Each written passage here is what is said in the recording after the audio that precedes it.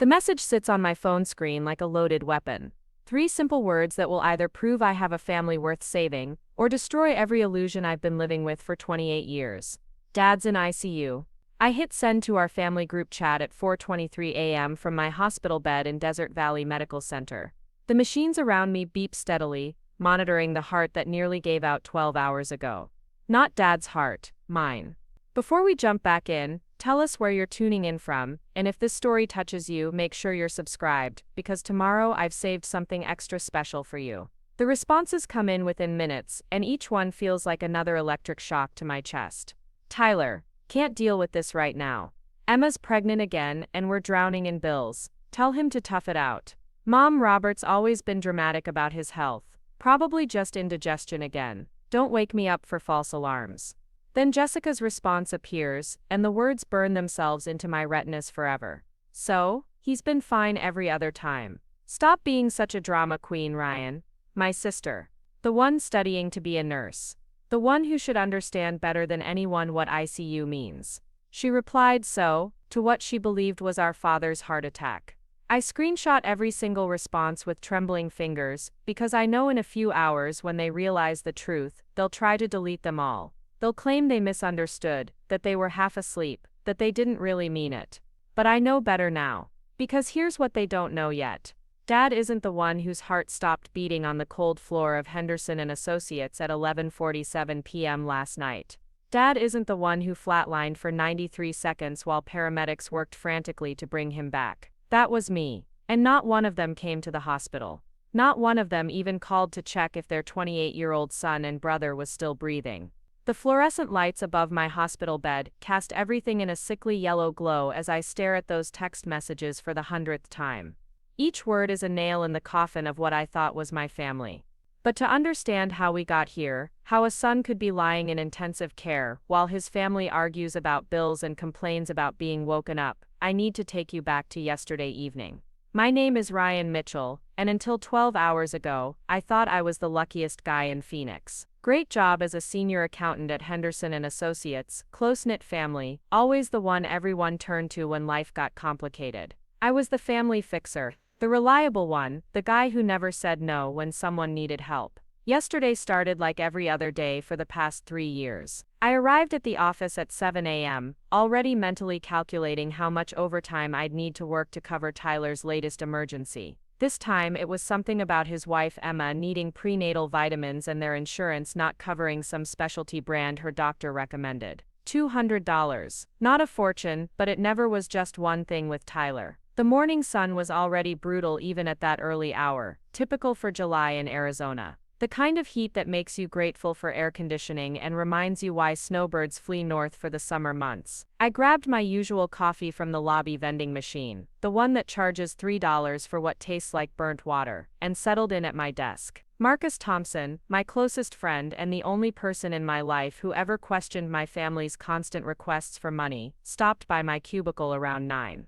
Marcus has been my friend since college, and he's one of those rare people who tells you the truth even when you don't want to hear it. He's also African American, which somehow made my family uncomfortable during the few times I'd brought him to family gatherings. They never said anything outright, but there were looks, comments about different backgrounds, suggestions that maybe I should find friends who understood family values better. Another Mitchell family emergency, Marcus asked, nodding toward the stack of bills on my desk. I was calculating whether I could swing Tyler's request and still make my own rent. Just helping out, I replied, the same phrase I'd been using for years. Tyler's got another baby on the way. Marcus sat down in the spare chair beside my desk, his expression serious. Ryan, man, I've been watching this pattern for 3 years now. When's the last time any of them helped you with anything? I opened my mouth to defend them, to list all the ways my family showed they cared, but the words wouldn't come. Instead, I found myself thinking about last month when my car broke down and I'd had to take 3 buses to get to work for a week. Dad owns Mitchell's Auto Repair, but when I'd called asking if he could take a look, he'd said he was too busy with paying customers. I'd ended up spending $800 at a different shop.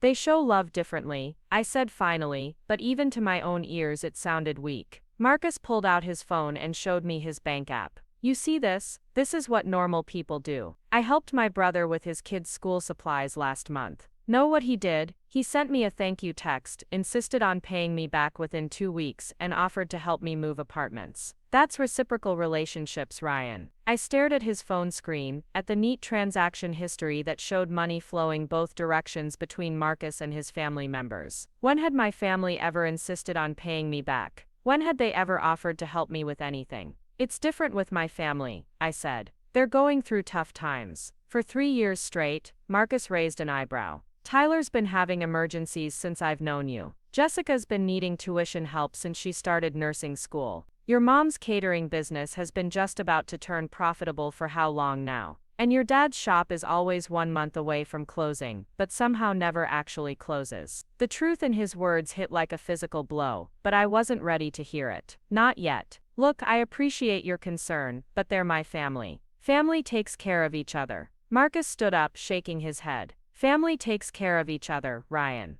Not family takes care of you. There's a difference. He walked away, leaving me alone with his words and the growing pile of work on my desk. I had 3 client accounts to reconcile, 2 tax audits to prepare for, and a presentation due by Friday that could determine whether Henderson and Associates kept the Westfield Industries contract. But my mind kept drifting to Marcus's question. When had my family ever taken care of me? By noon, the temperature outside had climbed to 115 degrees, and the air conditioning in our building was struggling. I was deep in spreadsheets, cross-referencing expense reports that didn't add up, when my phone buzzed with a text from Jessica. Can you cover my clinical rotation parking this month? The hospital charges $20 a day and I'm totally broke. You know I'll pay you back when I graduate. I did the math quickly. $20 a day, 5 days a week, 4 weeks, $400. Jessica had said, you know I'll pay you back, but I couldn't remember her ever actually paying me back for anything. The textbooks I'd bought her last semester. Preparing and narrating this story took us a lot of time, so if you are enjoying it, subscribe to our channel. It means a lot to us.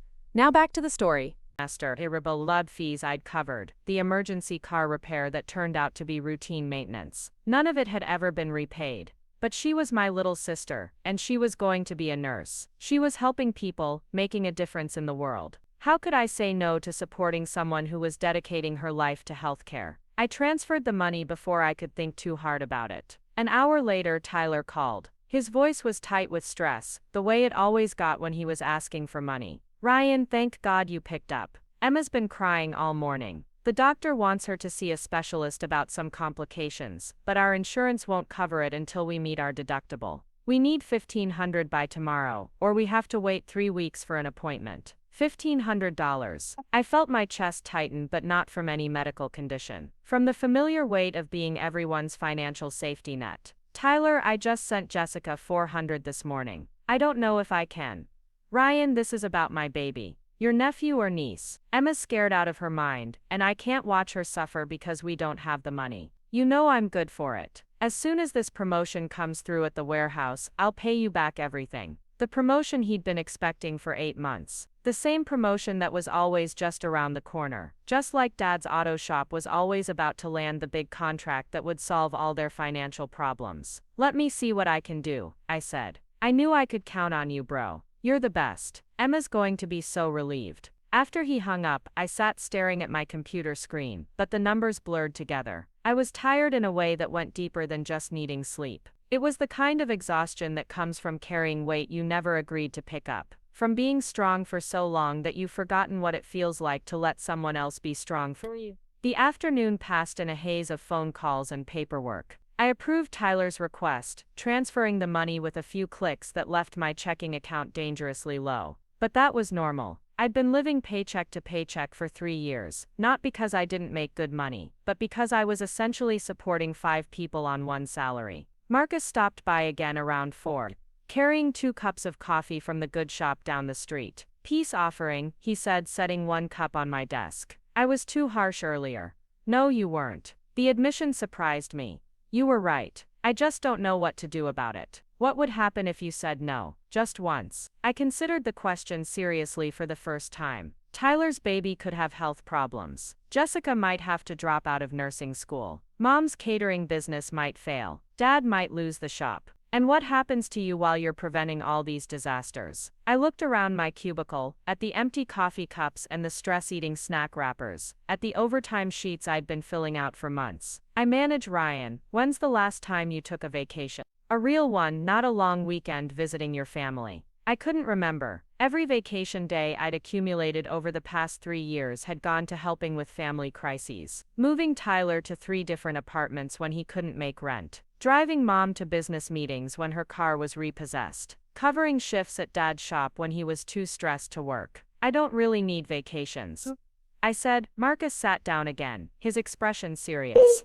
Everybody needs vacations, man. Everybody needs time to recharge, to remember who they are outside of what they do for other people. When's the last time you bought yourself something nice? Something just for you? I started to answer, then stopped. My clothes were 3 years old. My furniture was whatever I could find secondhand. My car was a 12-year-old Honda that I kept running with prayer and regular oil changes. Every dollar that came in went right back out to my family's needs. I don't need much, I said finally. That's not the point. The point is, you deserve to have nice things too. You deserve to have people who worry about you the way you worry about them. As if summoned by his words, my phone rang. Mom's name appeared on the screen. I should take this, I told Marcus. Ryan, honey, I hate to bother you at work. Her voice carried that particular tone that meant she needed something. But I've got a huge catering opportunity this weekend. The Johnsons' anniversary party, 50 people. It could really put my business on the map. That's great, Mom. The thing is, I need to buy supplies up front, and my business account is a little tight right now. Could you spot me $800 just until the client pays me next week? $800. Added to the $400 for Jessica and the $1,500 for Tyler. That would be $2,700 in one day. More than my rent and car payment combined. Mom, I've already helped Tyler and Jessica today. I'm pretty tapped out. Her tone shifted, becoming cooler. I understand. I just thought since this could really turn things around for me. But I guess I'll have to figure something else out. Maybe I'll have to turn down the opportunity. The guilt hit immediately, sharp and familiar. Mom had been trying to make her catering business work for 2 years. This could be her big break. How could I be the reason she had to turn down a life-changing opportunity? Let me check my credit card, I said. You're such a good son, Ryan. I don't know what I'd do without you. After I hung up, Marcus was looking at me with a mixture of sympathy and frustration. Let me guess. Emergency catering supplies. I nodded, already opening my banking app to transfer the money. Ryan, you just gave your family $3,200 in one afternoon. That's more than most people make in a month. It's not giving, it's lending. They'll pay me back. Marcus pulled out his phone and opened a note-taking app. Okay, let's test that theory. Tell me everything your family owes you. Everything you've lent them in the past year. For the next 20 minutes, I recited a litany of financial assistance. Tyler's rent, multiple times. Jessica's school expenses. Mom's business investments. Dad's shop repairs. Car payments, medical bills, utility deposits, moving expenses. The list went on, and Marcus typed everything into his phone. $38,000, he said finally. In 1 year you've given your family $38,000. How much have they paid back? I thought hard, trying to remember any instance of money flowing back in my direction. Tyler gave me $50 last Christmas. $50 out of 38. That's not lending, Ryan. That's being an ATM. The words stung because they were true. But I didn't know how to stop. These people were my family. They'd raised me, loved me, been there for me when I was growing up. How could I abandon them now when they needed me most? I should get back to work, I said. Marcus stood up, but he didn't leave immediately. Ryan, I'm worried about you. You're killing yourself to keep everyone else afloat, and they don't even see it. What happens when you're the one who needs help? I didn't answer because I didn't know. I'd never been the one who needed help. I'd been taking care of myself since I was 18.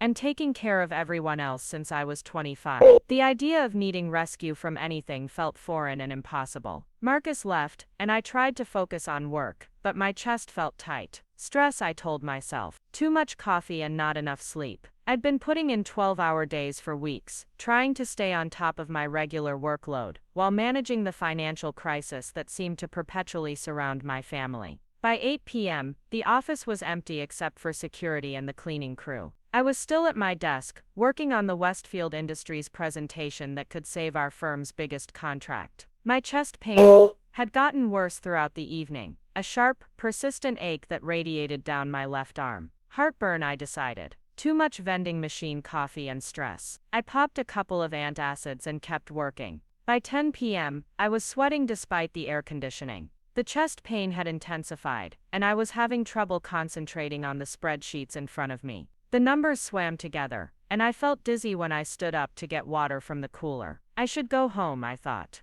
But the presentation was due in the morning, and if I didn't finish it tonight, Henderson and Associates might lose the contract. People were counting on me. They always were. I sat back down and forced myself to focus. Just a few more hours. I could push through anything for a few more hours. At 11:30 p.m., I tried to stand up again, and the world tilted sideways. The chest pain exploded into something so intense I couldn't breathe. I gripped the edge of my desk, trying to stay upright, but my legs gave out. The last thing I remember is the cold tile of the office floor rushing up to meet me, and thinking with perfect clarity that no one would find me until morning. I was wrong about that. Jorge, the night security guard, found me during his rounds at 11:47 p.m. He called 911 immediately, and the paramedics arrived within 6 minutes. They worked on me in the back of the ambulance, shocking my heart back to life when it stopped beating completely. 93 seconds. That's how long my heart was still. I woke up in Desert Valley Medical Center at 3:15 a.m., connected to more machines than I'd ever seen outside of a science fiction movie.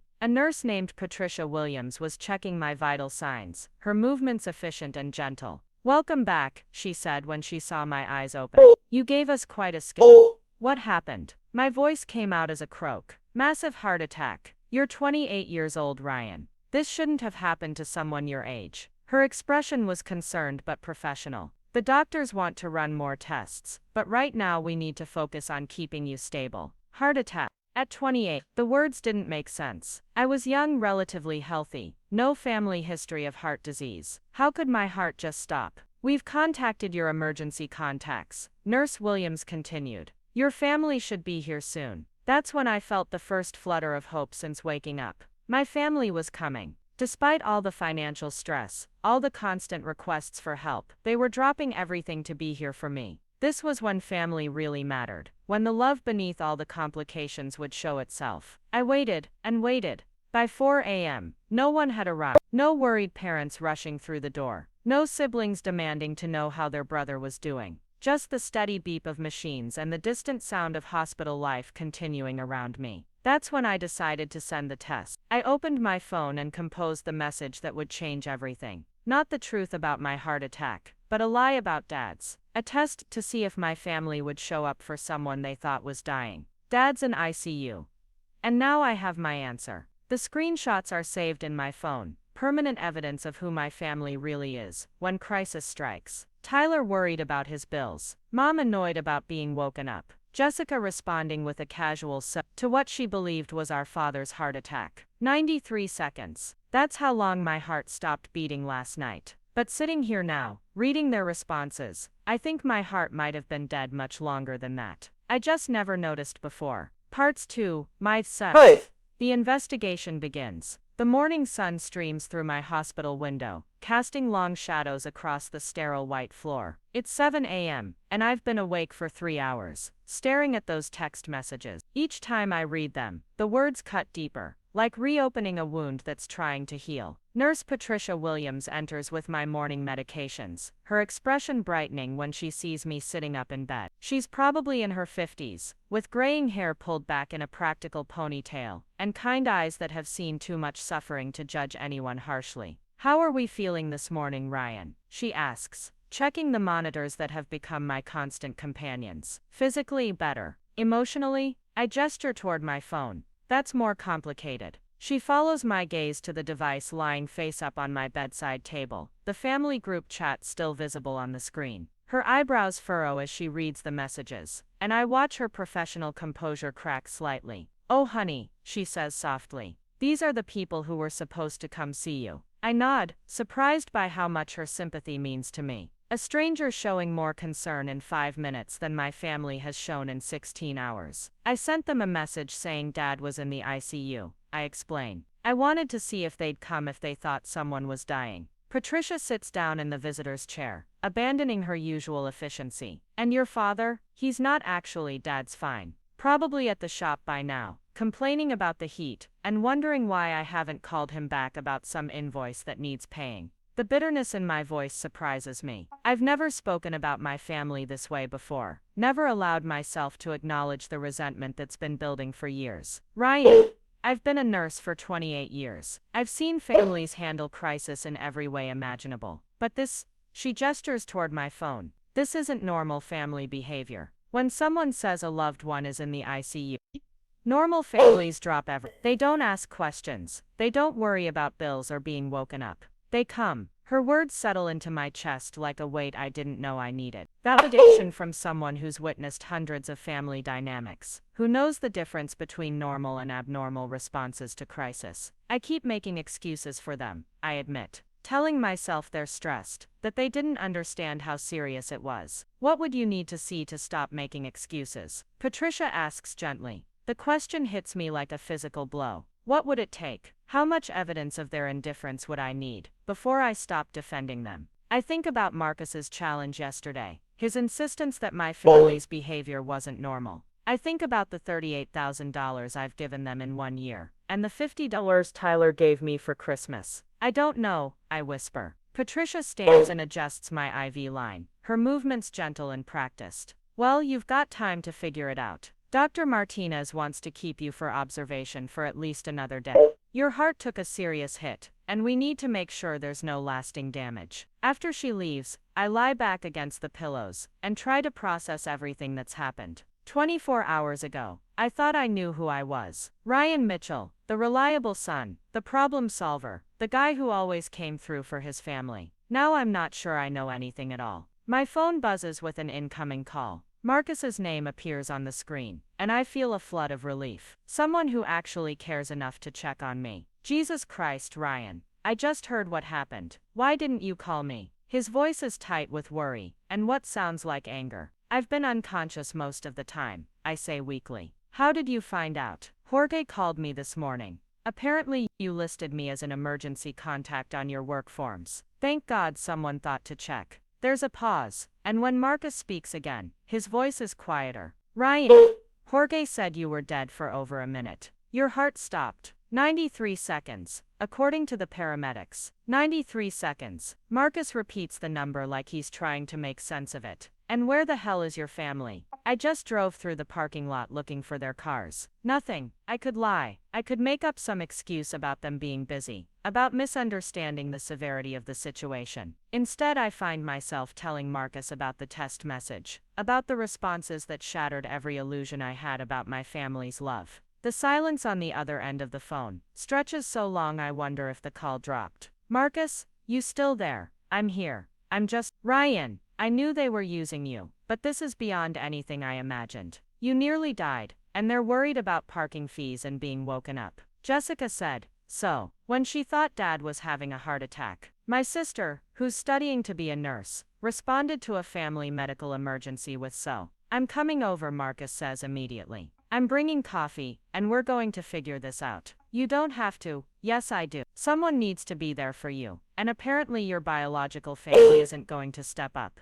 I'll be there in an hour. He hangs up before I can protest further, and I'm left alone with my thoughts and the persistent beeping of the heart monitor. The sound that marks each beat of the heart that stopped for 93 seconds, while my family slept peacefully, unaware that their son and brother had nearly died. 45 minutes later, Marcus arrives carrying 2 large coffee cups and a manila folder thick with papers. He's dressed in his work clothes, but looks like he hasn't slept much. His usually neat appearance is disheveled, and there are worry lines around his eyes that weren't there yesterday. You look terrible, I tell him as he settles into the visitor's chair. You're one to talk. You literally died yesterday. He hands me one of the coffee cups, real coffee from the good place downtown, not the hospital sludge. How are you feeling? Really, like I got hit by a truck, but alive, which is apparently more than we could count on yesterday. I take a sip of the coffee and feel human for the first time since waking up. What's in the folder? Marcus's expression turns serious. I've been thinking about what you told me yesterday, about all the money you've given your family. I couldn't sleep last night, so I did some research. He opens the folder and pulls out printed pages. I hope you don't mind, but I accessed your online banking statements. You gave me your login information last year, when you were out of town and needed me to pay your rent. I should be angry about the privacy violation, but instead I feel curious. Marcus has always been methodical, analytical. If he spent his sleepless night researching my finances, he found something important. What did you discover? Ryan, it's worse than we thought. Much worse. He spreads the bank statements across my hospital tray table, like a dealer laying out cards for a losing hand. I went back 3 years, tracked every transaction to your family members. The total isn't $38,000. My stomach clenches. How much? $87,000. Marcus points to highlighted entries on the statements. $87,000 in 3 years. Rent payments, car payments, medical bills, business investments, emergency loans that were never repaid. Ryan, you've essentially been supporting 5 people on your salary. The number hits me like another heart attack.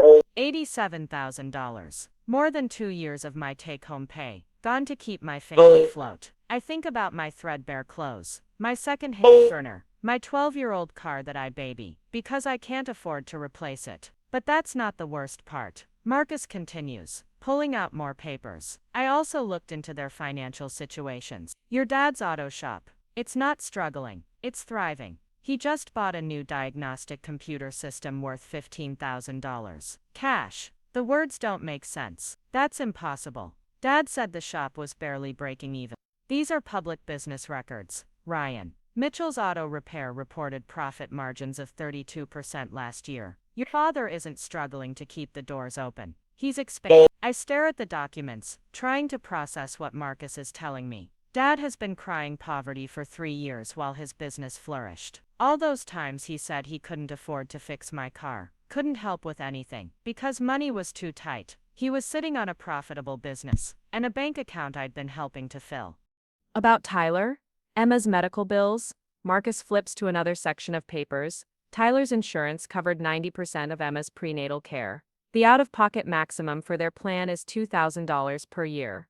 You've given them over $30,000 for medical expenses that barely existed. The room starts to spin, and it's not from my heart condition. It's from the systematic realization that everything I believed about my family's financial situation was a lie. Every emergency was manufactured. Every crisis was designed to extract money from their reliable source, me. Jessica's tuition, paid in full by a nursing scholarship she received 2 years ago. She's been pocketing the money you send for school expenses. I lean back against the pillows, feeling like I'm drowning in information that rewrites my entire understanding of the past 3 years. They weren't struggling. They weren't facing crisis after crisis. They were running a con and I was the mark. Mom's catering business?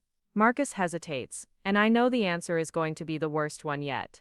There is no catering business, Ryan. Your mother hasn't filed any business paperwork, doesn't have a business license, doesn't have a commercial kitchen permit. She's been using the money for personal expenses. Spa treatments, shopping, vacations. I found receipts for a weekend in Sedona last month that she paid for with your catering investment. The betrayal is so complete, so systematic that I can't even feel angry yet. I'm still in shock, trying to understand how 5 people could conspire to lie to me for 3 years, how they could look me in the eye and fabricate emergencies to steal my money. How did you find all this out in one night? Public records, social media deep dives, a little help from my cousin who works at the county clerk's office. Marcus gathers the papers into neat stacks. Ryan, I've been watching them take advantage of you for years, but I never imagined it was this deliberate, this calculated. I think about yesterday afternoon, about transferring $3,200 in a single day to people who didn't need it, who were probably laughing about how easy it was to manipulate their loyal ATM. I think about working 12-hour days to afford their fake emergencies while they enjoyed spa weekends and business profits. They've been playing me this whole time. Not playing, stealing. This is fraud, Ryan. Systematic financial abuse. You could press charges. The idea of pressing charges against my own family feels surreal, like something that happens to other people in movies or news stories. But looking at the evidence spread across my hospital tray, the documentation of 3 years of lies and theft, I wonder if that's exactly what this situation calls for. My phone buzzes with a text message, and we both look at it automatically. Tyler's name appears on the screen. Hey bro, heard dad had some chest pains, but he's fine now. Drama as usual, right? Anyway, Emma's really stressed about the specialist appointment. Can you call me when you get a chance? We might need to bump up that advance to cover some additional tests. I show the message to Marcus, who shakes his head in disbelief. He doesn't even know you're in the hospital. He thinks dad had chest pains, and you're available to send more money for Emma's fake medical crisis. The casual tone of Tyler's message, the assumption that I'll be ready to open my wallet again, the complete absence of any concern for my welfare, crystallizes something in my chest that's been building since I woke up this morning. I'm done, I say quietly. Done with what? All of it. The lies, the manipulation, the financial abuse. I'm done being their personal bank account. I'm done making excuses for people who would respond to a family emergency with annoyance about being woken up. Marcus leans forward in his chair. What are you thinking? I'm thinking I want to see how far this goes. I want to know exactly how little they actually care about me versus how much they care about my money. What do you mean? I pick up my phone and start typing a response to Tyler's message. I mean, I'm going to stop sending money and see how long it takes them to notice I exist. The message I send is simple. Can't help right now. Going through some things. Tyler's response comes back within 30 seconds. What kind of thing? This is important, Ryan. Emma's crying again, and I promised her we'd figure this out today. No concern about what I might be going through. No questions about my well-being. Just immediate pressure to prioritize his needs over whatever crisis I might be facing. I show the response to Marcus. See, he's more concerned about Emma's tears than about what might be happening in my life. So what's the plan? Before I can answer, my phone rings. Jessica's name appears on the screen. For a moment I consider not answering, but curiosity wins out. Maybe she's calling to check on dad after the ICU message. Maybe there's some shred of family concern beneath her callous response. Hello, Ryan, what's this bullshit about dad being in the ICU? I just called the shop and he answered the phone. He said he's fine, just tired. Why are you spreading drama for no reason? Not a question about my welfare. Not an apology for her cruel response. Just anger that I'd worried her unnecessarily about a parent she clearly didn't care enough about to actually visit. I wanted to see how you'd respond to a family emergency, I say calmly. That's psychotic, Ryan. You can't just lie about medical emergencies to test people. What's wrong with you? The irony of being called psychotic by someone who responded so to what she believed was our father's heart attack is almost funny. Almost. What's wrong with me is that I nearly died yesterday and not one of you came to the hospital. There's a pause. What are you talking about? I had a heart attack yesterday evening. I was clinically dead for 93 seconds. The hospital called all of you, and none of you came. So I sent a test message to see if you'd show up if you thought dad was dying instead of me. Another pause. Longer this time. When Jessica speaks again, her voice has changed. Become more careful. I didn't get any call from a hospital. Check your voicemail. I hear her pulling the phone away from her ear, presumably checking her messages. When she comes back on the line, her voice is smaller, uncertain. There's a message from Desert Valley Medical Center. I didn't listen to it. I thought it was a spam call. You thought a call from a hospital was spam. I get a lot of weird calls because of my nursing school applications. I just assumed. She trails off, and I can hear her listening to the voicemail in real time. Her sharp intake of breath tells me she's hearing the words emergency contact and heart attack and immediate family notification. Ryan, I had no idea. Why didn't you call me directly? Because when someone has a heart attack, hospitals call emergency contact. Normal families come to the hospital. They don't need personal invitations. But I didn't know. You didn't know, because you didn't bother to listen to a message from a hospital. And when I sent the message about dad, your response was so. You're studying to be a nurse, Jessica. You of all people should understand what ICU means. I can hear her crying now, but it sounds more like panic than genuine remorse. The panic of someone who's been caught doing something inexcusable. I was half asleep. I didn't think. That's the problem. You didn't think. None of you think about anyone but yourselves. Marcus is watching this conversation with intense interest, occasionally nodding as I speak. His presence gives me strength, reminds me that not everyone in my life treats me like an ATM with feelings. Ryan, please. I'm sorry. I'm so sorry. Is there anything I can do? Do you need anything? I can come to the hospital right now. 24 hours too late, but she's finally offering to show up. The offer feels hollow, motivated by guilt rather than genuine concern. I need you to be honest with me about something. Anything. The money I've been sending you for parking fees and lab costs and textbooks. How much of that did you actually need? The silence stretches so long I think she might have hung up. Jessica, some of it, she says quietly. Not all of it. How much is some? Maybe 20%. 20%. I've been sending her hundreds of dollars every month, and she needed 20% of it for actual school expenses. The other 80% was, what? Shopping money, entertainment, money she felt entitled to take from her brother who was working himself into a heart attack to provide it. What did you do with the rest? Just stuff. Normal stuff. Food, gas, going out with friends. Living expenses that were being covered by her scholarship according to Marcus's research. She was double dipping, taking money from me for expenses that were already covered, because I was too trusting to verify her claims. I have to go, I tell her. I need to rest. Ryan, wait, can I come see you? I want to apologize in person. I want to make this right. How would you make it right, Jessica? Are you going to pay back the thousands of dollars you took under false pretenses? Are you going to explain why you thought so was an appropriate response to a family emergency? I don't know, but I want to try. I'll think about it. I hang up before she can respond, feeling drained, but also strangely empowered. For the first time in 3 years, I've confronted one of my family members about their behavior instead of making excuses for them. Marcus is smiling. The first genuine smile I've seen from him since he arrived. How does that feel? He asks. Terrifying and liberating at the same time. That's what setting boundaries feels like. It's scary because you're not used to it, but it's liberating because you're finally standing up for yourself. My phone buzzes with another message, this time from Mom. Ryan, honey, Jessica called and said, there was some confusion about a hospital call. She's very upset and saying things that don't make sense about you having a heart attack. Can you call me when you get a chance? I'm sure we can clear this up. The casual tone, the assumption that this is all a misunderstanding that can be cleared up with a conversation, shows how little she grasps the magnitude of what's happened. Her son was clinically dead yesterday, and she thinks it's a confusion that needs clearing up. I think I want to see how this plays out. I tell Marcus. I want to see exactly how they react when they realize their ATM might be broken. Marcus gathers up the financial documents and slides them back into the folder. I've got copies of everything. When you're ready to make decisions about what to do next, we'll have all the evidence we need. What kind of decisions? Legal decisions, financial decisions, family decisions, family decisions. He stands up and puts his hand on my shoulder. Ryan, you nearly died yesterday. Your body was telling you that this lifestyle, this level of stress and exploitation, was literally killing you. Maybe it's time to listen.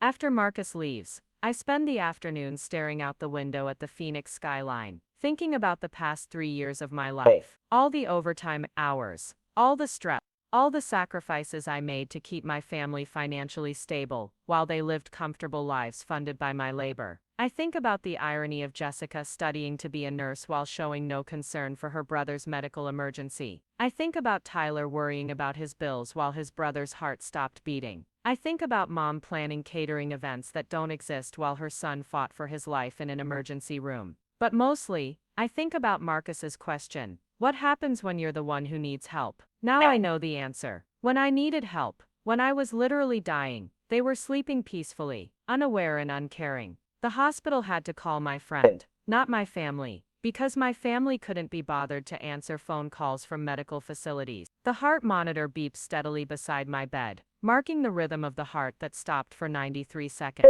Each beep is a reminder that I'm alive despite their absence, that I survived without their support, that maybe I don't need them as much as I thought I did. Maybe they need me much more than I need them.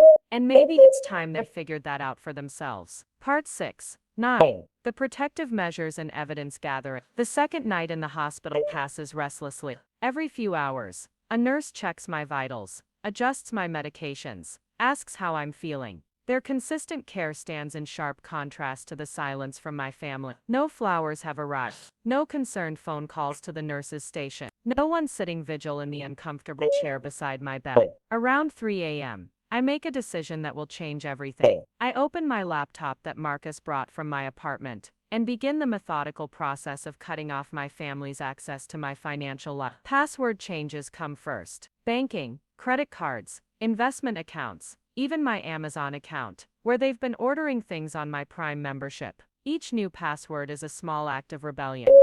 A digital door slamming shut on through years of financial exploitation. The process takes 2 hours, but when I'm finished, I feel lighter than I have in months. No more midnight emergency transfers. No more anxious checking of my account balance after family phone calls. No more choosing between my own needs and their manufactured crises. By morning, my phone has accumulated 17 missed calls and 43 text messages. The panic has begun. Tyler was the first to notice, apparently trying to transfer money for Emma's non-existent medical emergency at 6 a.m. His messages escalate from confusion to irritation, to barely contained fury as the morning progresses. Ryan, something's wrong with your Venmo. Can you send the money directly through your bank? Dude, are you ignoring me? Emma's appointment is today. What the hell is going on? Your bank said the account is restricted.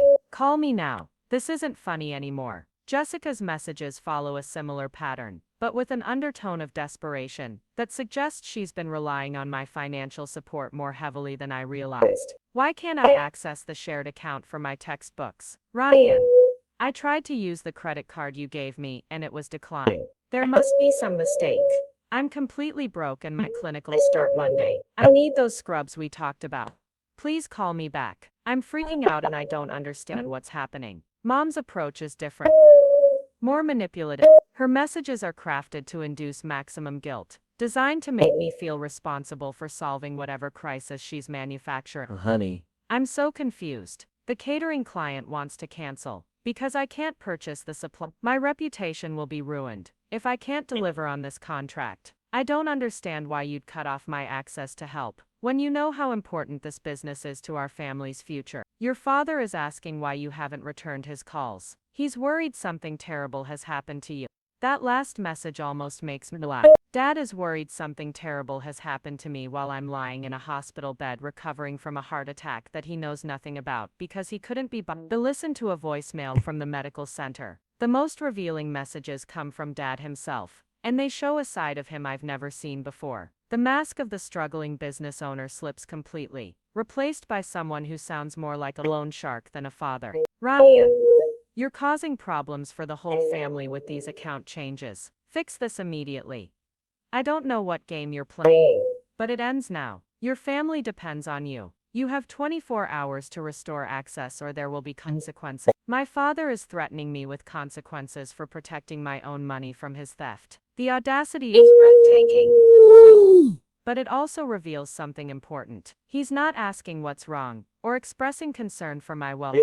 He's demanding continued access to my bank accounts like it's his right. Dr. Martinez arrives during morning rounds, interrupting my review of the family meltdown happening via text message. She's a cardiologist in her 40s, with the kind of calm confidence that comes from saving lives regularly. Her expression is serious as she reviews my chart. How are you feeling today, Ryan? Any chest pain, shortness of breath, irregular heartbeat? Physically, I feel better. Emotionally.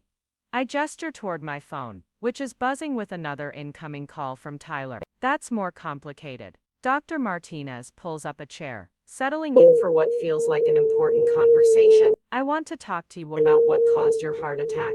You're 28 years old, with no family history of cardiac disease, no smoking, no drug use. This shouldn't have happened. Then why did it? Chronic severe, prolonged stress. Your body was operating in crisis mode for so long that it literally wore out your cardiovascular system. She flips through pages in my chart. When was the last time you took a vacation? A real vacation, not just time off to handle family obligations. I try to remember and come up empty. I'm not sure. Maybe 3 years ago. When was the last time you had a full night's sleep without worrying about someone else's problems? Again, I can't remember. My nights have been filled with an anxiety about family work deadlines driven by the need to earn enough to support 5 people. Phone calls about emergencies that needed immediate attention. Ryan, your body was sending you warning signs for months. The chest tightness, the fatigue, the difficulty concentrating. You ignored all of it because you were too busy taking care of everyone else. Dr. Martinez leans forward. If you don't change your lifestyle dramatically, this will happen again. And next time, we might not be able to restart your heart. The words hit me like a physical blow. Change my lifestyle or die. It's that simple and that stark. What kind of changes? Stress reduction, boundary setting, learning to say no to people who are draining your resources, both financial and emotional. Your body can't handle the level of chronic stress you've been living with. As if summoned by her words, my phone rings again. Dad's name appears on the screen, and I feel my heart rate spike on the monitor. Dr. Martinez notices immediately. Even seeing his name on your phone is triggering a stress response, she observes. That's not normal family dynamics. I decline the call and turn the phone face down. My family has been lying to me for 3 years, stealing money, faking emergencies, manipulating me into supporting them while they live comfortable lives. I just found out yesterday. Dr. Martinez's expression doesn't change, but something shifts in her eyes. Recognition, maybe, or professional understanding. Have you considered that this discovery might be connected to your heart attack? The stress of being exploited, even if you weren't consciously aware of it, takes a tremendous toll on your body. The idea that my family literally tried to kill me is almost too much to process. But looking at the evidence, the timeline makes sense. 3 years of escalating financial demands. 3 years of manufactured crises. 3 years of my body trying to keep up with the impossible task of supporting 5 adults on one salary. What do I do now? You protect yourself. Medically, financially. You set boundaries and you enforce them. Even when evil people. Dr. Martinez stands up. I'm going to recommend you speak with our social worker before you're discharged. She specializes in helping patients navigate financial abuse, family financial. The clinical term for what I've been experiencing makes it feel real in a way that my own observations could. This isn't just family drama. Our complicated relationship. It's abuse, systematic and deliberate. After Dr. Martinez leaves, I sit with that knowledge for a long time. Use. I've been abused by the people who raised me, who claim to love me, who I've been sacrificing my health and financial security to support. My phone buzzes with a new message, this time from a number I don't recognize. The area code is local, Phoenix, but I've never seen this specific number before. This is attorney Sarah Blackwood.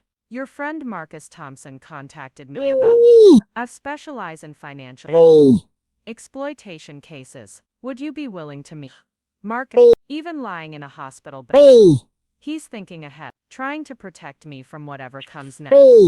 I text back immediately. I've at Desert Valley Medical Center, room 314. Her response comes quickly. I'll be there this afternoon. Don't sign anything or agree to any financial arrangements until we talk. The warning implies she knows something about what my family might try next. Some and the thought is both frightening and oddly comforting. For the first time in 3 years, I have professional advocates who are focused on protecting my interests instead of exploiting them. She's probably in her 50s, wearing a crisp business suit and carrying a leather briefcase that looks expensive and well used. Ron, this is Sarah Blackwood. Marcus said. The attorney I mentioned. Sarah shakes my hand with a firm grip. Her expression serious but kind. I'm sorry we're meeting under these circumstances, but I'm glad Marcus called me. I've reviewed the financial documentation he provided, and I believe you have several legal options. She opens her briefcase and pulls out a thick folder, different from the one Marcus showed me, but equally intimidating. Before we discuss legal strategies, I need to ask you some questions about your family's access to your accounts and financial information. For the next hour, Sarah walks me through a detailed review of my financial life. Joint accounts, shared passwords, credit cards with authorized users, investment accounts with beneficiaries. The picture that emerges is horrifying in its completeness. My family has access to virtually every aspect of my financial life, often without any legitimate reason for that access. Tyler has been an authorized user on your primary credit card for 2 years. Sarah notes, reviewing one of the documents, the card with the $50,000 limit. He said he needed it for Emma's medical. According to the statements, he's been using it for everything except medical expenses. Restaurants, electronics, vacation rentals, even casino transactions. Some turno transactions. The casino charges jump out at me like neon signs. A. The casino charges jump out at me like neon signs. Ah. Tyler has been A. gambling with my credit while telling me he needed money for his pregnant wife's health care. The betrayal runs even deeper. B. Then I realized A. Jessica has access to your student loan refund account, even though she's not a student. And these aren't her loans. She said she needed help with textbooks and lab fees.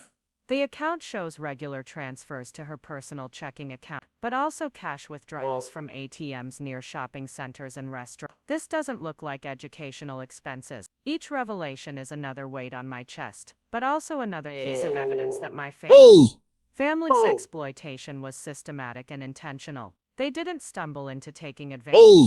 They planned it, Corden. They planned it at maximum. A. Your mother has power of attorney for your investment accounts. Sarah continued. When did you sign those documents? A. I try to remember and can't. A. I don't recall signing power of attorney papers. Sarah Marcus exchange a look. A. That makes my stomach clench. Ryan, I'm going to need you to A. leave. This signature. A. Sarah says, sliding a document across my hospital tray. A. Is this your signature on this power of attorney form? I study the signature carefully. A. It looks like my signature at first glance, A. but there are subtle A. differences. The R is too loopy. The M in Mitchell doesn't have the sharp angles I always make. It's close, but it's not mine. That's not my signature. That's what I was afraid of. Your mother has been forging your signature to gain legal access to your investments. She's been moving money from your retirement accounts into her personal accounts for 18 months. Forgery. My mother has been forging my signature to steal my retirement savings. A. The woman who raised me, who taught me A. about honesty and integrity, has been committing felonies to fund her fake catering business and spa weekends. How much? Sarah flips through more pages. $47,000 from your 401k and IRA accounts. She's been taking early withdrawal penalties and tax hits that you'll be responsible for, while keeping the remaining funds for herself. $47,000 from my retirement gone. Money A. I'd been saving since I started working. Money that was supposed to secure my future, stolen by my own mother using forged documents. There's more, Sarah says gently. Your father has been using your credit for business purposes. The diagnostic equipment he purchased for his auto shop. It's financed under your name and social security number. But the shop is profitable. Marcus showed me the business records. Exactly. He used your credit to finance equipment for his profitable business, while telling you he was struggling to keep the doors open. The equipment loan is in your name, but the business that benefits from it is entirely his. The scope of the fraud is overwhelming. Every member of my family has been stealing from me in different ways. Credit fraud, signature forgery, emotional manipulation, outright lies about their financial situations. They've turned exploitation into a family business, with me A.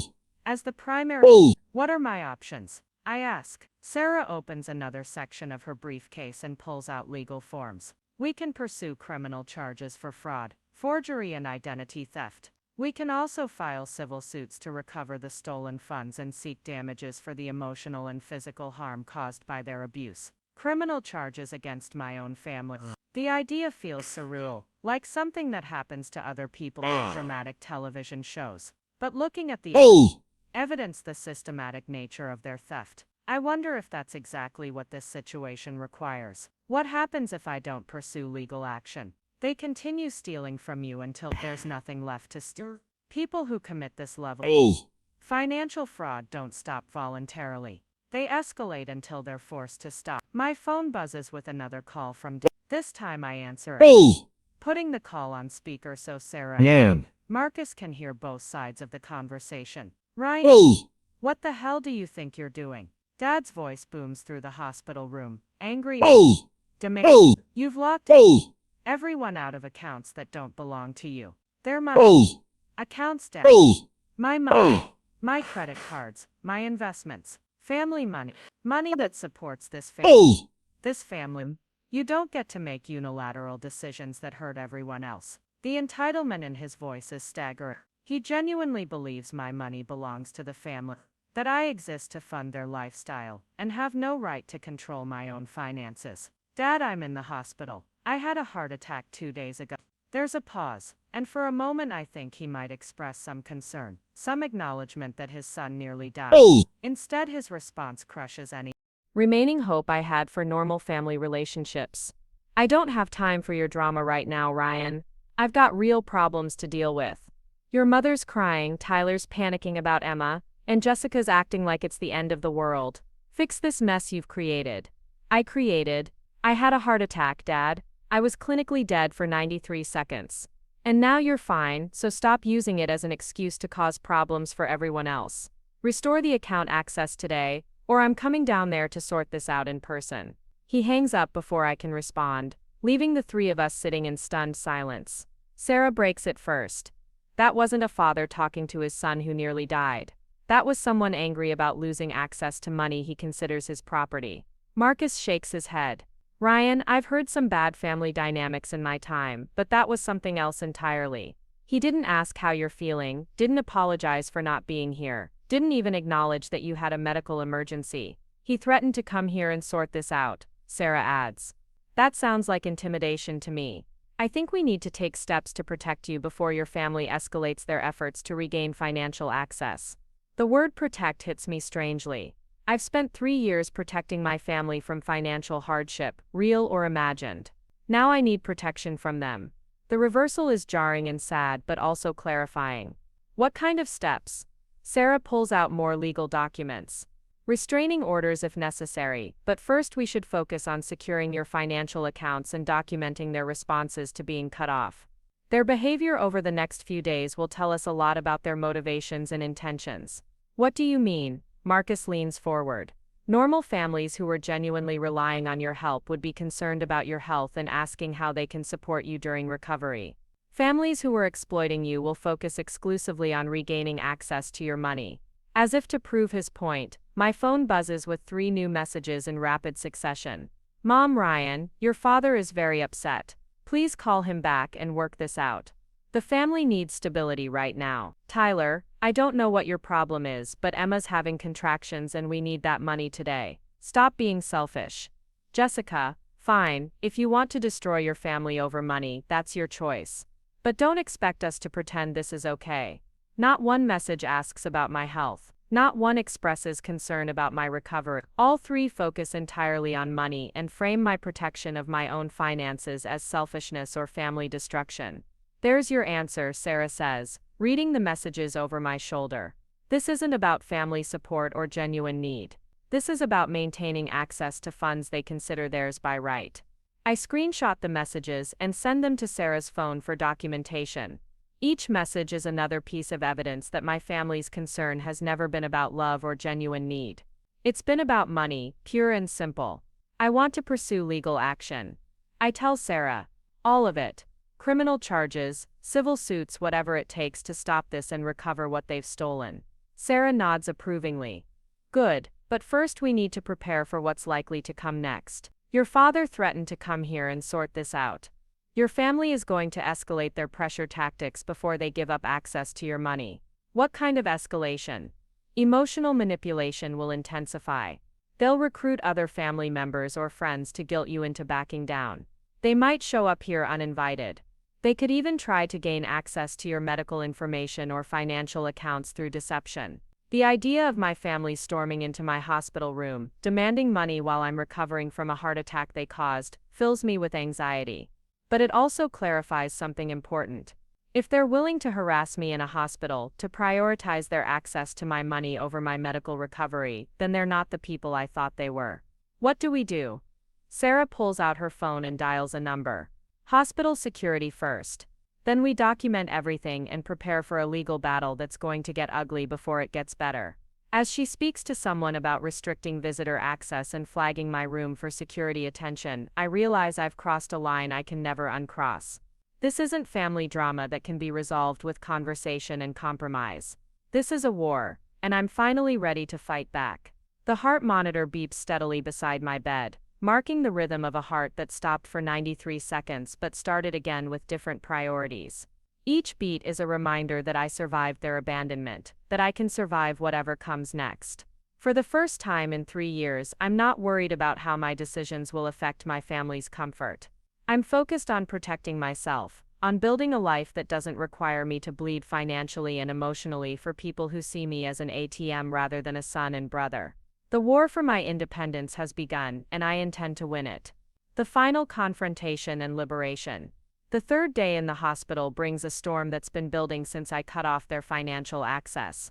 It starts with Nurse Patricia rushing into my room at 7 a.m., her usually calm demeanor replaced by something approaching alarm. "Ryan, there are people in the lobby claiming to be your family. They're demanding immediate access to your room and refusing to follow visitor protocols. Security is handling it, but they're making quite a scene." Through my window, I can see the parking lot below, and there's Dad's pickup truck parked at an aggressive angle across two spaces near the entrance. Tyler's sedan sits beside it, and I can make out figures moving around both vehicles with the kind of agitated energy that suggests this confrontation has been planned. My phone has been buzzing non-stop since 5 a.m. 27 missed calls, 68 text messages, and 3 voicemails that I haven't listened to yet.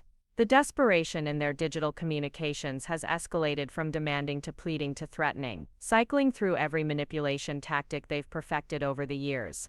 Sarah Blackwood arrives within 30 minutes of my call, her professional composure intact despite the early hour.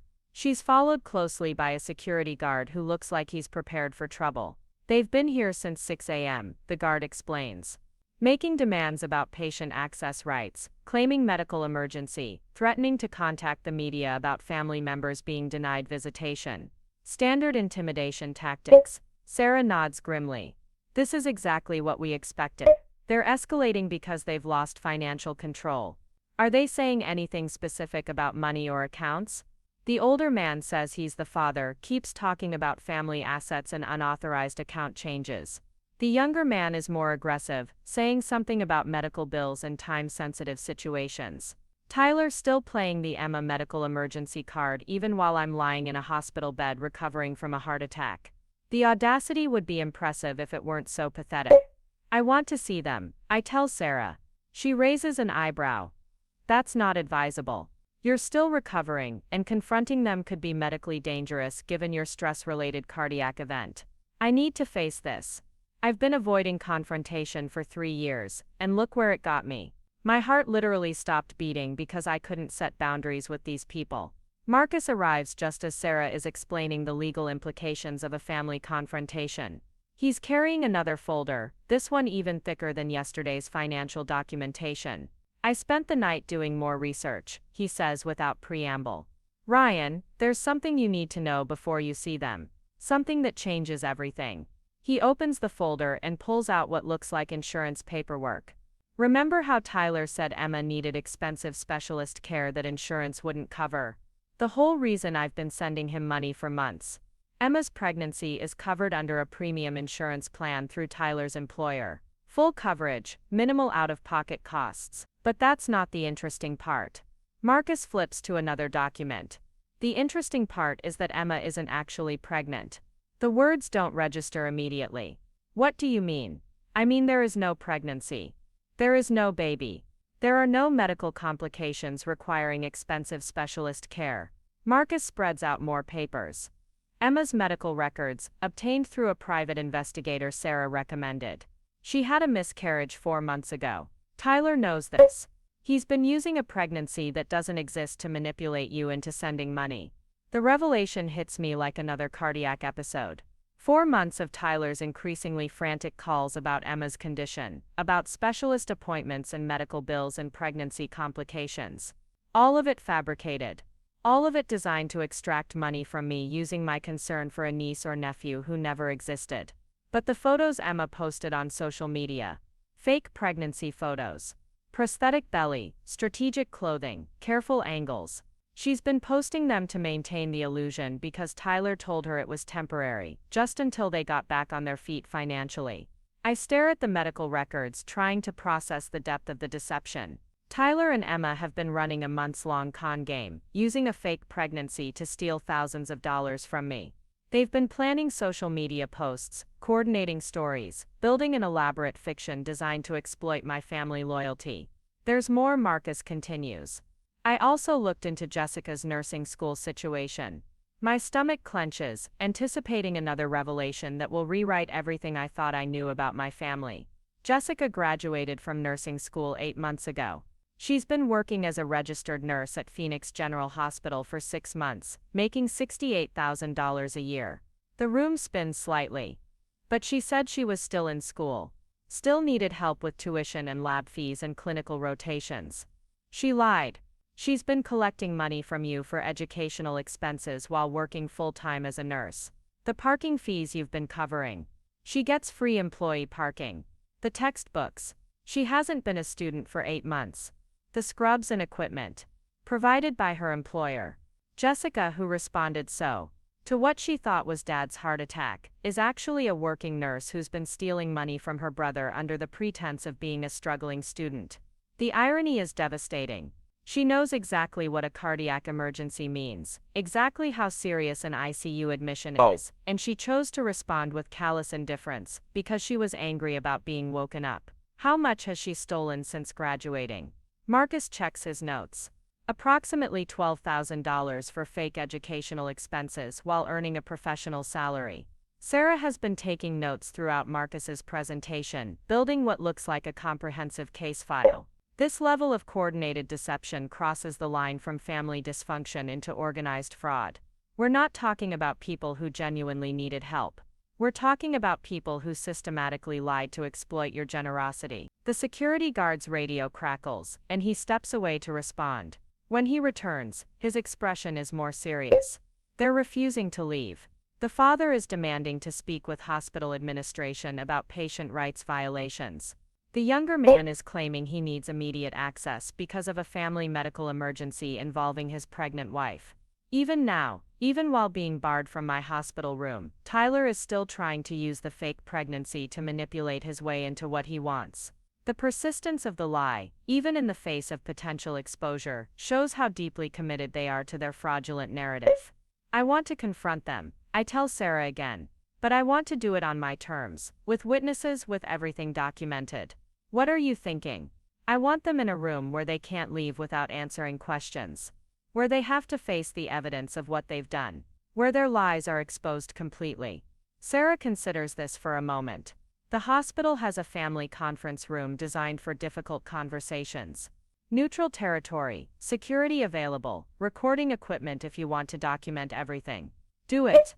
An hour later, I'm sitting in a sterile conference room, flanked by Sarah and Marcus. With a hospital social worker and security guard positioned strategically near the door. The evidence of my family's fraud is spread across the conference table like an indictment waiting to be read. They enter together, a united front that immediately begins to crack when they see the legal and professional support surrounding me. Dad looks older than I remember, his face flushed with anger and what might be embarrassment. Tyler appears nervous, his eyes darting around the room like he's looking for escape routes. Mom maintains her composure better than the others, but I can see the calculation in her eyes as she assesses the situation. Jessica brings up the rear, already crying, which has been her default manipulation tactic since childhood. Ryan, thank God you're okay. Mom says immediately, moving toward me with arms outstretched for a performance hug. We've been so worried. I don't stand up, don't accept the embrace. Worried enough to ignore 17 phone calls from the hospital when I was having a heart attack. The question stops her mid-approach. Behind her, Tyler shifts uncomfortably, and Dad's face reddens further. We didn't know, Jessica says through her tears. We didn't understand how serious it was. You didn't understand because you didn't listen to the voicemails. I reply calmly. Because calls from hospitals aren't important enough to interrupt your sleep or your daily routines. Sarah places the first piece of evidence on the table, the screenshots of their responses to my test message about Dad's heart attack. These are your family's responses when they believed Douglas was having a cardiac emergency. So, can't deal with this right now. Don't wake me up for false alarms. The room falls silent as they read their own words. Jessica's crying intensifies, but it sounds more like panic than genuine remorse. That's taken out of context, Dad says defensively. We were half asleep. We didn't understand. You understood enough to be annoyed about being contacted. Marcus interjects, but not enough to show concern for what you thought was a family member's medical emergency. Tyler steps forward, trying to take control of the conversation. Look, we're all here now. We're sorry about the misunderstanding, but let's focus on getting past this. Emma's doctor moved up her appointment, and we really need. Emma isn't pregnant. I say quietly. The lie dies in Tyler's throat. His face goes white, then red, then white again. Beside him, Mom's calculated expression cracks slightly.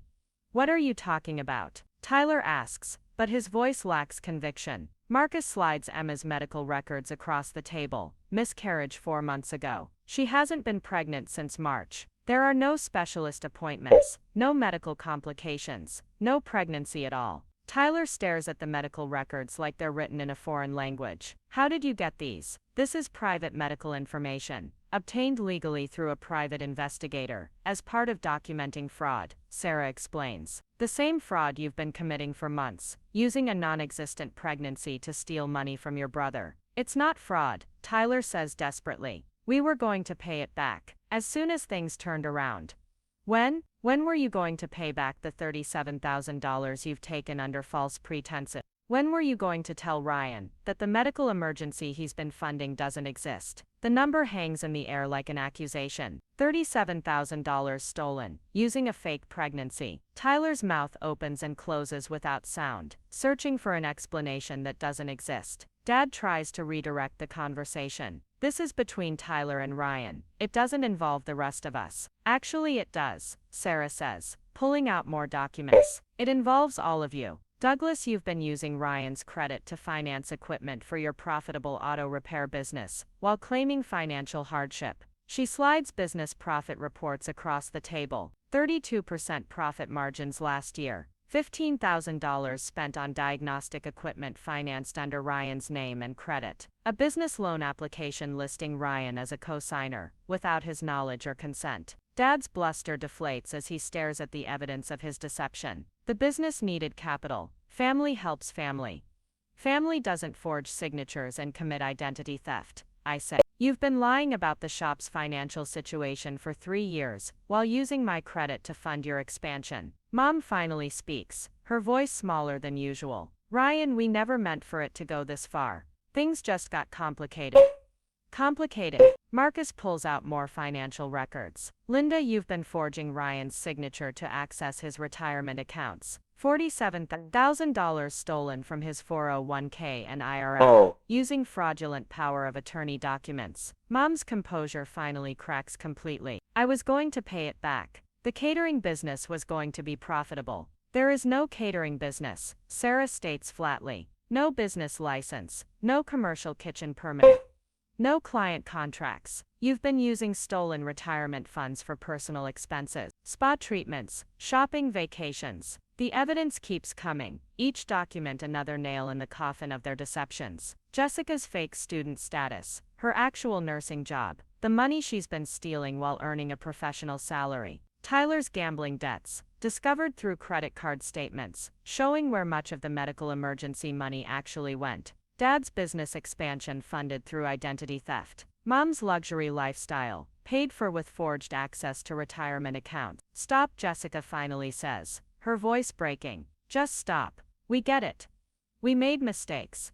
Mistakes? I stand up for the first time since they entered the room. Mistakes are accidental. This was systematic fraud. For 3 years, you've been lying to me, stealing from me, manipulating me into funding your lives, while I worked myself into a heart attack. You're being dramatic, Dad says, but his voice lacks its usual authority. I was clinically dead for 93 seconds, Dad. My heart stopped beating, because the stress of supporting all of you was literally killing me, while I was fighting for my life. You were sleeping peacefully, unaware and uncaring. Tyler makes one last desperate attempt to salvage the situation. Ryan, we're family. Families work through problems together. We can set up payment plans, figure out a way to make this right. How do you make right 3 years of systematic lies? How do you make right stealing nearly $90,000? How do you make right forging signatures and committing identity theft? The room falls silent, except for Jessica's sobbing, and the distant sounds of hospital activity in the corridor outside. Sarah opens her briefcase and pulls out legal documents. These are criminal complaint forms. Fraud, forgery, identity theft, elder abuse of financial assets. The district attorney's office is prepared to file charges against all four of you. Mom gasps audibly. Ryan, you can't be serious. We're your family. Family doesn't steal retirement savings. Family doesn't forge signatures. Family doesn't use fake pregnancies to manipulate money from relatives. I look at each of them in turn. Family shows up when you're dying. You didn't. Dad tries one final manipulation. The approach that's worked for 3 years. If you do this, you'll destroy this family. Your mother will lose her house. Tyler will lose his job if he's convicted of fraud. Jessica's nursing career will be over. Is that what you want? The threat is designed to make me feel responsible for the consequences of their choices, to guilt me into protecting them from the results of their own criminal behavior. 3 years ago, it would have worked. I would have backed down, accepted some compromise that allowed them to avoid consequences while continuing to exploit me. But I'm not the same person who worked himself into a heart attack trying to keep everyone else comfortable. That person died for 93 seconds on the floor of Henderson and Associates. And the person who came back has different priorities. What I want is justice. What I want is protection from people who see me as an ATM instead of a family member. What I want is a life where I don't have to choose between my own financial security and other people's manufactured emergencies. I sign the criminal complaint forms, one for each family member, each signature witnessed by Sarah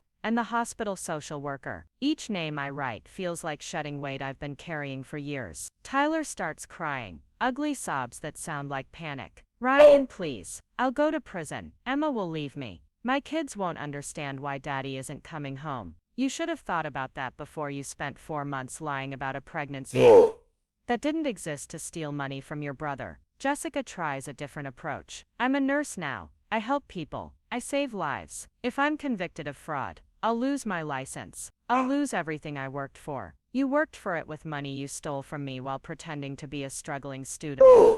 Your nursing license was funded by fraud. Mom plays her final card, the ultimate manipulation.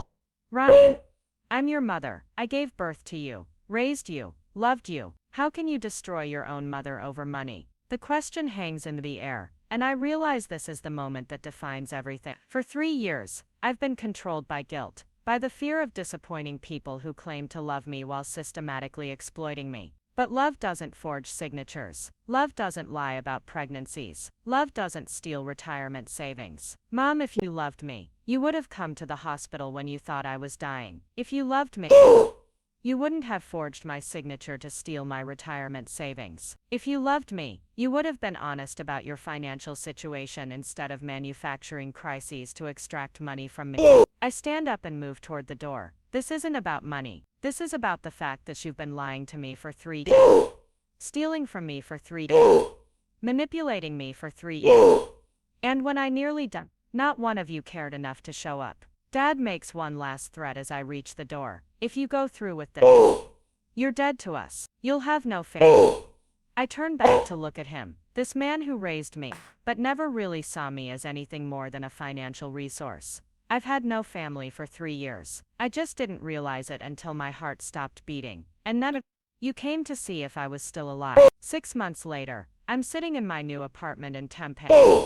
Smaller than my old place, but entirely mine. No joint accounts. No authorized users on my credit cards. No one with access to my finances except me. The walls are decorated with photos of my chosen family. Marcus, who visits every Sunday with coffee and conversation. Nurse Patricia, who's become a friend and occasional dinner companion. Sarah Blackwood, who handled my legal case with fierce competence and has become a trusted advisor. The criminal cases against my biological family were resolved through plea agreements. Tyler pled guilty to fraud and received 2 years probation plus restitution requirements. Jessica lost her nursing license for 6 months and was required to undergo ethics training. Dad was convicted of identity theft and ordered to pay back the business loan he'd taken in my name. Mom's case was the most serious, involving both forgery and theft of retirement assets. She received 1 year in county jail, suspended to 6 months with community service. None of them have contacted me since the sentencing. No apologies, no attempts at reconciliation, no acknowledgement of the harm they caused. Their silence confirms what I learned in that hospital room. Their concern was never about me as a person. It was about me as a source of income. My phone rings. interrupting my thoughts. Marcus's name appears on the screen, and I answer with a smile. How's my favorite cardiac survivor? He asks, his voice warm with genuine affection. Thriving. Just got the final restitution payment from Tyler. The account is officially balanced. All debts paid. All debts paid. Plus interest and penalties. I look around my apartment at the space that's entirely mine. Funded entirely by my own work without the weight of supporting 5 other adults. I've been thinking about taking a vacation. A real vacation. Not a working weekend disguised as time off. A real vacation. 2 weeks in Costa Rica. Photography, hiking. Sleeping as late as I want without worrying about anyone else's emergency. Marcus laughs. Look at you learning to live for yourself. I'm proud of you, man. I'm learning. It's harder than I expected. Letting go of the guilt, but my therapist says that's normal for people recovering from family financial abuse. How's the new job treating you? Better than I expected. Henderson and Associates offered me a partnership track after everything came out. Apparently, working yourself into a heart attack demonstrates dedication, even if it's misguided dedication. We talk for another hour about everything and nothing. Plans for the weekend. His dating life. My photography hobby that I've finally had time and money to pursue. Normal conversation between friends who genuinely care about each other's well-being. After we hang up, I sit on my balcony watching the sunset paint the Phoenix sky in brilliant oranges and purples. My phone is silent, free from the constant anxiety of family emergency calls and financial demands. My heart beats steadily, monitored by regular cardiology checkups that show continued improvement. I think about the message I sent to my family that started this whole journey. Dad's in ICU. A lie designed to test their love, that revealed the truth about their priorities. Sometimes the best thing you can do for your heart is discover who really cares when it stops beating. My family chose money over love, manipulation over honesty, exploitation over genuine relationship. But in losing them, I found something more valuable. The knowledge that I deserve people who show up when I need them, who celebrate my successes without calculating what they can gain from them, who love me for who I am, rather than what I can provide. The heart that stopped for 93 seconds has been beating stronger ever since, freed from the weight of carrying people who never intended to carry me back. Sometimes the best family is the one you choose for yourself. The courtroom feels smaller than I expected for such a life-changing moment. Judge Margaret Chen presides over the final sentencing hearing, with the kind of quiet authority that comes from years of seeing families torn apart by greed and deception. I sit in the front row, behind the prosecutor's table, flanked by Marcus and Sarah Blackwood, watching as my biological family faces the consequences of 3 years of systematic fraud. Tyler stands before the judge, his shoulders slumped in defeat. The cocky confidence he displayed during years of manipulating me for money has evaporated completely. His wife Emma sits in the gallery behind him, no longer pretending to be pregnant, her face a mask of shame and anger. She's filed for divorce, taking their actual children and moving back to her parents' house in Tucson. The fake pregnancy that Tyler used to steal $37,000 from me ultimately cost him his real family. Mr. Tyler Mitchell, Judge Chen says, reviewing the case file with methodical precision. You've pled guilty to multiple counts of fraud, obtaining money under false pretenses, and conspiracy to commit identity theft. The court has reviewed the victim impact statement from your brother Ryan, detailing how your deception contributed to his stress-induced cardiac event. Tyler's lawyer, a public defender who looks like he'd rather be anywhere else, stands beside his client with the resigned expression of someone fighting an unwinnable case. The evidence against Tyler was overwhelming. Bank records, text messages, even the fake pregnancy photos Emma posted on social media at his direction. Your Honor, the public defender begins. My client acknowledges his mistakes and is prepared to make full restitution. He's lost his job, his family, and his reputation. He asks the court to consider the impact of incarceration on his ability to repay the victims. Judge Chen's expression doesn't change. Mr. Mitchell, the court notes that your mistakes were actually a coordinated campaign of deception spanning 4 months. You created elaborate lies about medical emergencies, forged documents, and manipulated family relationships for financial gain. This wasn't a momentary lapse in judgment. This was calculated fraud. Tyler starts crying, the same manipulative tears he used whenever I questioned his constant requests for money. but they don't work on Judge Chen the way they worked on me for 3 years.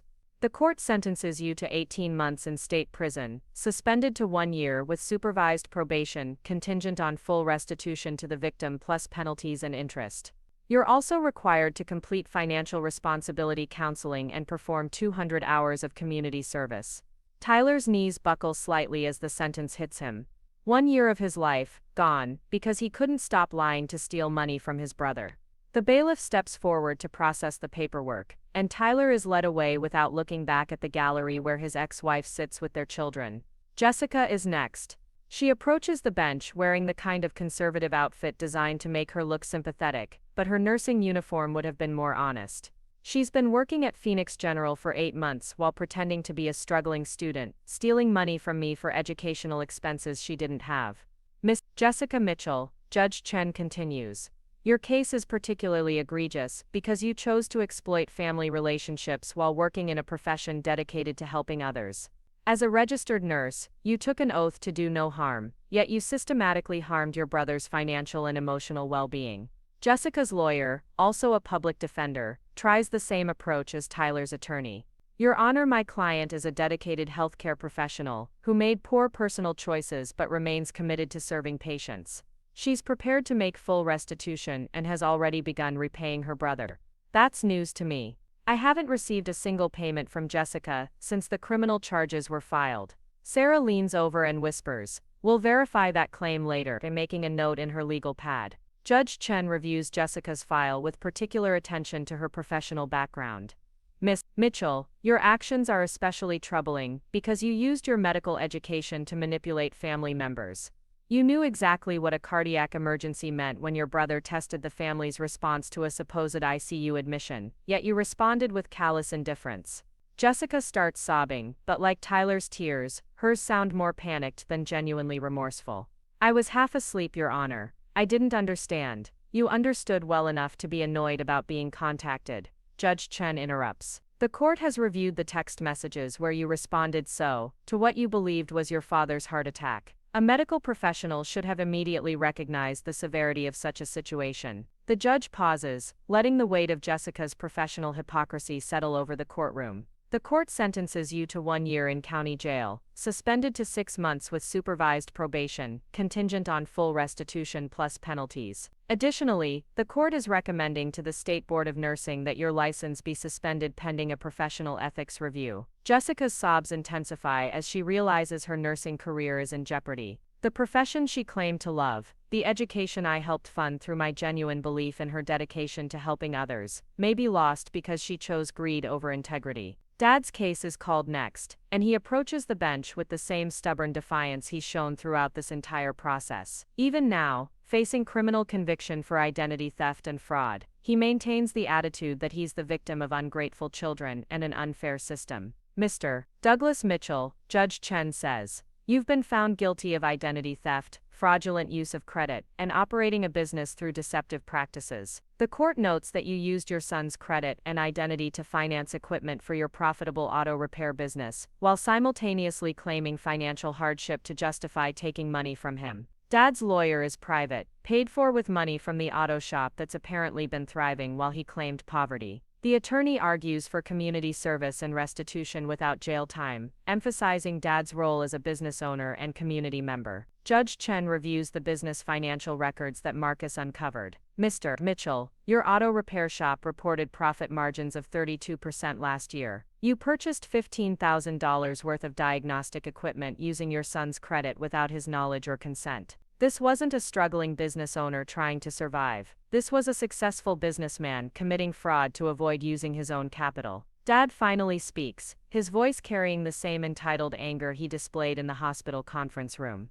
Your Honor, family businesses require everyone to contribute. I taught my son the value of hard work and supporting family. Everything I did was for the good of the family. The audacity of his statement hangs in the courtroom like a toxic cloud. He genuinely believes that committing identity theft against his own son was justified because it benefited the family business that only he owns and profits from. Judge Chen's expression hardens. Mr. Mitchell, identity theft is not a family value. Forging signatures is not teaching work ethic. Using your son's credit for your business expenses while lying about your financial situation is fraud. Pure and simple. Dad's defiance cracks slightly as the judge continues. The court sentences you to 2 years in state prison, suspended to 18 months with supervised probation, contingent on full restitution plus penalties and interest. You're also prohibited from operating any business that requires credit applications or financial guarantees for the duration of your probation. The restriction on his business operations hits Dad harder than the threat of jail time. His auto shop, the profitable enterprise he built partly through stealing my credit, will be severely limited in its ability to expand or take on larger contracts. The financial foundation of his lies is crumbling. Mom's case is the most serious, and she knows it. Multiple counts of forgery, theft of retirement assets, and fraudulent power of attorney violations carry the heaviest potential sentences. She's hired her own attorney, a sharp-dressed criminal defense lawyer who specializes in white-collar crime. Mrs. Linda Mitchell, Judge Chen begins. Your case represents the most systematic and calculating fraud in this family conspiracy. You forged your son's signature on multiple legal documents, stole $47,000 from his retirement accounts, and maintained false business records to justify your actions. Mom's attorney immediately begins arguing for leniency. Your Honor, my client is a 52-year-old woman with no prior criminal record who was trying to support her family during difficult economic times. She's prepared to make full restitution and has already liquidated personal assets to begin repayment. Again, this is news to me. Sarah takes more notes as we listen to claims of repayment that haven't actually materialized. These lawyers seem to think that promising restitution is the same as actually making it. Judge Chen reviews the evidence of Mom's systematic forgery with particular attention to the fake power of attorney documents. Mrs. Mitchell, you didn't just steal money from your son. You violated fundamental legal principles about consent and financial autonomy. You forged his signature on legal documents that gave you access to his most protected assets, his retirement savings. Mom starts crying, but her tears look more calculated than Tyler's or Jessica's. She's been manipulating people through emotional displays for years, and even facing criminal conviction, she can't abandon the tactics that have worked for so long. Your Honor, Mom says through her tears, I never meant for it to go this far. I thought Ryan would understand. I thought family meant we supported each other through hard times. Judge Chen's response is swift and uncompromising. Mrs. Mitchell, family support doesn't involve forgery and theft. If you needed financial help, you could have asked honestly. Instead, you chose to steal retirement savings that your son had been accumulating for years. The judge pauses, reviewing the medical reports about my stress-induced heart attack. The court is particularly troubled by the connection between your family's financial abuse and the victim's cardiac event. Your actions contributed to stress levels that literally threatened your son's life. Mom's facade finally cracks completely. But he's fine now. He recovered. He's making more money than ever. The outburst reveals everything about her mindset. She's not sorry about the theft or forgery. She's not concerned about the health impact of her actions. She's frustrated that I survived and thrived despite her attempts to drain my resources. Judge Chen's expression turns glacial. Mrs. Mitchell, your son's recovery doesn't minimize your crimes. The fact that he survived your financial abuse doesn't excuse the systematic theft of his retirement savings. Mom's attorney tries to salvage the situation. Your Honor, my client is clearly emotional about the family situation. She's not minimizing her actions, just expressing relief that her son is healthy. But the damage is done. Mom's true feelings are now on the court record. Her casual dismissal of my cardiac event captured by the court reporter for posterity. The court sentences Mrs. Linda Mitchell to 3 years in state prison, suspended to 1 year in county jail, with the remainder served on supervised probation contingent on full restitution plus penalties and interest. Mrs. Mitchell will also be required to complete financial ethics counseling and perform 300 hours of community service. Mom's scream echoes through the courtroom as the sentence hits her. 1 year in actual jail, not just probation like the others. Her systematic theft of retirement assets has earned her the harshest consequences, and the reality of incarceration finally breaks through her manipulative facade. As the bailiffs process the paperwork and my family members are led away to begin their sentences, I feel something I haven't experienced in 3 years.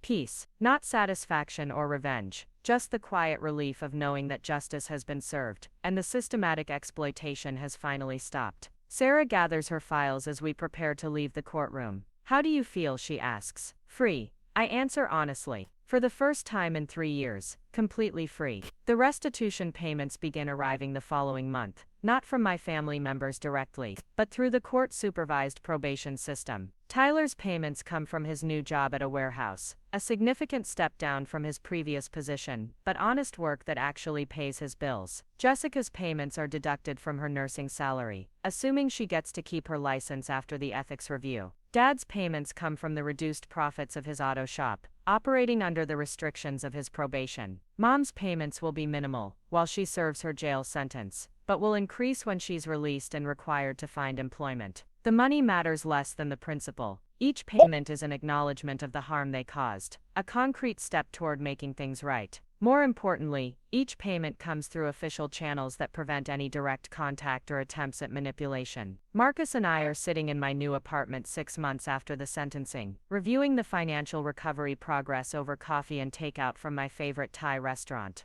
The apartment is smaller than my old place, but feels infinitely larger because every square foot belongs entirely to me. You've recovered about 60% of the stolen funds, Marcus says, reviewing the restitution tracking spreadsheet he's been maintaining. Tyler's ahead of schedule on his payments, probably because he's scared of going back to jail. Jessica's behind because her nursing license is still under review. What about Mom and Dad? Dad's making minimum payments. The business restrictions are hurting him more than the restitution requirements. Mom's payments won't start until she's released, but the court has frozen some of her assets to ensure eventual payment. I nod, sipping my coffee and watching the sunset through my balcony window. The money is important, but it's not the most significant change in my life. The absence of constant financial anxiety, the freedom from manipulative family obligations, the ability to make decisions based on my own needs and wants. These are the real victory. My phone buzzes with a text from Dr. Martinez, my cardiologist. Annual checkup scheduled for next Tuesday. Based on your recent tests, we can probably reduce the monitoring frequency. Your heart is stronger than ever. Stronger than ever. The heart that stopped beating for 93 seconds, because of my family's systematic stress, has recovered completely and then some. Regular exercise, proper nutrition, adequate sleep, and the absence of chronic emotional manipulation have worked better than any medication. Marcus notices me smiling at the phone. Good news. The best. Dr. Martinez says my heart function is better now than it was before the attack. Apparently, removing toxic stress from your life is incredibly healing. Speaking of healing, how's the therapy going? I've been seeing a counselor who specializes in family financial abuse for 6 months now. The sessions have been more helpful than I expected, not just for processing the betrayal and fraud, but for understanding the patterns that made me vulnerable to exploitation in the first place. Dr. Patel says I'm making excellent progress. We're working on recognizing manipulation tactics and setting healthy boundaries in all my relationships, not just family ones. That's important. You've always been too generous for your own good. Generous, maybe, but also naive. I assumed that because someone was family, they had my best interests at heart. I never questioned their stories or verified their claims, because I trusted them unconditionally. Marcus sets down his coffee and looks at me seriously. Ryan, that's not a character flaw. That's how normal people operate in healthy relationships. The problem wasn't your trust. The problem was that they were criminals who exploited that trust. The distinction has taken months of therapy to fully understand. I wasn't stupid or gullible for believing my family. I was operating under the reasonable assumption that people who claim to love you don't systematically lie to you and steal from you. The fault lies with them for violating that fundamental relationship contract, not with me for honoring it. I've been thinking about dating again. I tell Marcus. He raises an eyebrow. Oh really? Anyone specific in mind? Not yet. But Dr. Patel thinks I'm ready to start building new romantic relationships. I've learned to recognize manipulation tactics and set boundaries. I understand my own worth better. I'm financially stable without anyone else's drama affecting my security. Those are all good things. What kind of person are you looking for? I consider the question seriously. Someone who shows up when I need them. Someone who's honest about their financial situation and doesn't see me as a solution to their problems. Someone who celebrates my successes without calculating what they can gain from them. That sounds like a very healthy list. I learned it the hard way, but I learned it. My phone rings, interrupting our conversation. The caller ID shows a number I don't recognize, but it's local Phoenix area code. I answer cautiously. Hello, Ryan. This is Emma, Tyler's ex-wife. I'm surprised to hear from her. Emma was complicit in Tyler's fake pregnancy fraud, posting false photos and maintaining the deception for months. I assumed she'd want nothing to do with any of Tyler's family after the divorce. Hi, Emma. I wasn't expecting to hear from you. I know this is awkward, but I wanted to apologize. For the pregnancy thing, for the lies, for everything. I was scared and Tyler convinced me it was temporary, just until he got back on his feet financially. Her voice sounds genuinely remorseful, different from the calculated tears I heard in the courtroom. I appreciate the apology. I also wanted you to know that I had no idea how much money Tyler was taking from you. He told me it was small amounts, emergency help here and there. When I found out it was tens of thousands of dollars, I was horrified. I believe her. Emma was Tyler's tool in the deception, but she wasn't the mastermind. She was probably as manipulated by Tyler as I was, just in different ways. How are you doing now? I ask, better. Scared but better. I'm living with my parents while I finish my nursing degree. Yes, actual nursing school this time. Not fake like Tyler's stories. I want to support my kids honestly. The irony isn't lost on me. Emma is pursuing the same career Jessica was pretending to pursue while actually working as a nurse. Life has a way of coming full circle in unexpected ways. That's great, Emma. I hope everything works out for you and the kids. Ryan, I know you have no reason to trust me, but I want you to know that Tyler is genuinely sorry too. He's been writing letters to you that he never sends because he knows you don't want contact. He's working 2 jobs to make the restitution payments ahead of schedule. Part of me wants to know what those unsent letters say, but a larger part recognizes that curiosity as a potential trap. Tyler's feelings, genuine or not, aren't my responsibility to manage anymore. I'm glad he's working to make things right, I say, but I'm not ready for contact with any of them. Maybe someday, but not now. I understand. I just wanted you to know that some of us realize how badly we screwed up. After Emma hangs up, Marcus and I sit in comfortable silence for a while. The call was unexpected but not unwelcome. It's good to know that some accountability and genuine remorse exists, even if I'm not ready to engage with it directly. How did that feel? Marcus asks. Good, actually. Like closure without obligation. She apologized. I accepted it, but I didn't feel pressured to forgive or reconnect, or fix anything. That's healthy boundary setting in action. Dr. Patel would be proud. As the evening progresses, we talk about everything except my family drama. Marcus updates me on his dating life, his promotion at work, his plans to buy a house. I tell him about my photography hobby, which has evolved from a stress relief activity into something I'm passionate about pursuing more seriously. I'm thinking about taking a sabbatical next year, I tell him. Henderson and Associates has been great about giving me more creative projects since everything happened. They've offered me a 6-month leave of absence to pursue personal interests. What would you do with 6 months off? Travel photography. There's a documentary project about cardiac recovery that I've been invited to participate in. Heart attack survivors who've rebuilt their lives, photographed in locations that represent their new beginnings. Marcus grins. That sounds perfect for you. Combining your medical experience with your artistic interests. Plus, it would be entirely mine. My passion, my timeline, my creative vision. No one else's needs or emergencies dictating my choices. When does the sabbatical start? Next spring. I want to make sure my financial recovery is complete and my health is stable. But Dr. Martinez cleared me for international travel, and Sarah says all the legal issues should be resolved by then. Where would you go first? New Zealand. There's something appealing about starting fresh on the other side of the world, photographing landscapes that have nothing to do with my old life. The conversation drifts to other topics as the night progresses. Marcus tells me about his family's upcoming reunion, a gathering I'll miss because I'm no longer obligated to attend events that drain my energy and resources. He doesn't seem disappointed by my absence, just understanding that I need to prioritize my own healing. Around 10 p.m. Marcus heads home, leaving me alone in my apartment with a sense of contentment I haven't felt in years. The silence isn't lonely or anxious, it's peaceful. No one is going to call with an emergency that requires immediate financial assistance. No one is going to guilt me into sacrificing my needs for their wants. No one is going to manipulate my love into funding their lifestyle. I spend the evening editing photographs from a recent hiking trip to Sedona, the red rocks providing a stunning backdrop for landscapes that represent freedom and new beginnings. The technical skills I've developed in post-processing mirror the emotional skills I've learned in therapy. Both require patience, practice, and the willingness to adjust and refine until the result matches your vision. My phone stays silent, except for a good night. Text from Patricia, the nurse who became a friend during my hospital stay. She's been dating someone she met through work, and their relationship serves as a model for what healthy romantic connections look like. They support each other without sacrificing their individual identities or financial autonomy.